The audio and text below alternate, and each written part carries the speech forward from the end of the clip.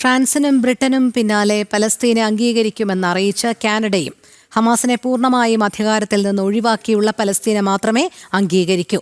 2026 പൊതു തെരഞ്ഞെടുപ്പ് നടത്തുമെന്ന് ഉറപ്പു നൽകിയാൽ മാത്രം പലസ്തീൻ അംഗീകാരം നൽകും എന്നാണ് കനേഡിയൻ പ്രധാനമന്ത്രി മാർക്ക് കാർണി അറിയിച്ചത്. ഹമാസിനെ അധികാരത്തിൽ നിന്ന് ഒഴിവാക്കിയുള്ള പാലസ്തീനെ ആയിരിക്കും അംഗീകരിക്കുക എന്ന് കാനഡ വ്യക്തമാക്കുന്നുണ്ട്. തെരഞ്ഞെടുപ്പ് ഉൾപ്പെടെയുള്ള പരിഷ്കരണങ്ങൾ നടക്കുകയാണെങ്കിൽ മാത്രം അംഗീകാരം നൽകും.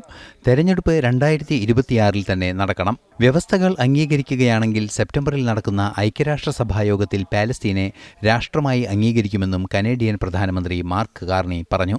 Canada intends to recognize the state of Palestine at the 80th session of the United Nations General Assembly in September 2025. This intention is predicated on the Palestinian Authority's commitment to much-needed reforms, including commitments by the Palestinian Authority's President Abbas to fundamentally reform its government, to hold general elections in 2026 in which Hamas can play no part, and to demilitarize the Palestinian state. Canada will increase its efforts in supporting strong democratic governance in Palestine and the contributions of its people to a more peaceful and hopeful.